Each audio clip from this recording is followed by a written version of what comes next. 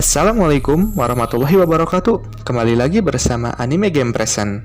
Nah, teman-teman, berita terbaru mengenai anime hari ini adalah sebuah novel Mahoutsukai Reimeki, di mana sudah diungkapkan nih staf utama pemeran dan premier musim semi 2022.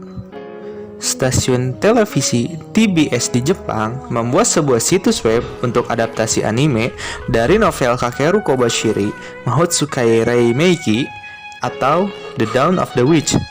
Pada hari Jumat telah diungkapkan pemain utama, staff, dan teaser visual yang berupa foto, yang mana anime ini dijadwalkan tayang perdana pada April 2022. Jika kalian tidak tahu mengenai Mahoutsukai Reimeki, atau dalam bahasa Indonesianya kalau diterjemahkan berarti Sang Penyihir Fajar, adalah fantasi Jepang yang berupa novel ringan, seri yang ditulis oleh Kakeru Kobashiri dan diilustrasikan oleh Takashi Iwasaki, dengan karakter parsial didesain oleh Yoshinori Suzuma yang bergenre fantasi.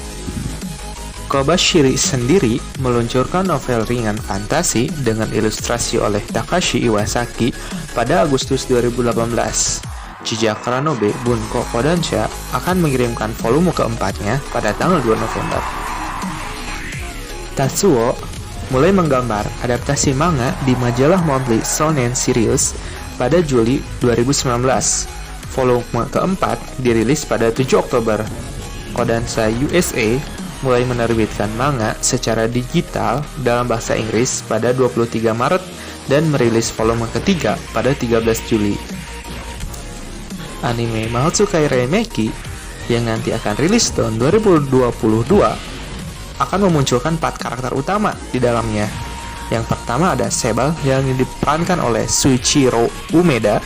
Yang kedua Rox Crystase yang diperankan oleh Miho Okazaki. Miho Okazaki juga dia telah mengisi anime Tensei Shitara Slam Data Ken. Yang selanjutnya Halt yang diperankan oleh Sayumi Suzushiro. Dia juga telah mengisi anime 86. Selanjutnya yang terakhir Kudo yang diperankan oleh Taku Yashashiro, di mana Taku ini dia telah mengisi di serial anime Seijo no Marioku wa Banno Desu. Staf yang berperan ikut dalam pembuatan anime ini diantaranya untuk bagian sutradara dan komposisi ada Satoshi Kuwahara yang juga ikut dalam pembuatan anime Isekai Mao Tosokan Shoujo no Derei Majutsu. Selanjutnya ada sastra oleh Kakeru Kobashiri dan Mayumi Morita yang telah mengkomposisi juga anime seri Dagashi Kashi. Yang kedua dilanjutkan oleh desain karakter oleh Reina Iwasaki yang telah mensutradarai sebelumnya animasi Adachi to Shimamura. Selanjutnya ada art setting oleh Minoru Nishida. Dia adalah direktur baru di Warau Salesman Art. Ada di bagian desain warna oleh Yumi Aburaya. Dia juga ikut dalam anime Tokyo ESP. Selanjutnya ada editing oleh Wataru Uchida yang dia juga telah ikut serta dalam pembuatan anime Kanojo mo Kanojo. Selanjutnya ada sound director oleh Satoshi Motoyama. Dia juga ikut dalam pembuatan anime di tahun 2021 yang sebelumnya, yaitu Slime Toshite Sanhyakunen Shiranai Uchimi Level Max Ninate Mashita. Selanjutnya diproduksi suaranya oleh Beat Groove Promotion, dan studio tempat pembuatan anime ini di Tezuka Production. Nah, berita kita hari ini hanya sampai di sini, teman-teman. Nah, untuk kalian penikmat anime bergenre fantasi, boleh banget tuh buat kalian untuk menambah anime Mahoutsukai Reimeki sebagai daftar anime yang ditunggu tahun 2022 pastinya.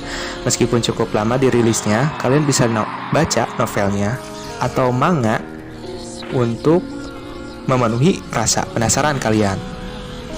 Sinopsis dari cerita ini menceritakan sebuah peperangan yang berlangsung antara gereja dan penyihir yang dalam 5 dekade. Peperangan ini baru berakhir secara damai pada beberapa tahun sebelumnya. Akan tetapi karena peperangan yang lama selama 5 dekade ini menyebabkan masih adanya konflik yang menyala di bagian lain dunia. Bersekolah di Akademi Royal Sihir di Kerajaan Venias, ada seorang siswa yang tengah dalam kesulitan bernama Sebel yang tidak memiliki ingatan masa lalunya sebelum masuk ke akademi ini. Berdasarkan perintah dari kepala sekolah yang bernama Albus, ia meninggalkan kerajaan untuk berkelana menuju ke daerah selatan benua, di mana terdapat pemberontak anti sihir yang masih dianggap kehadirannya.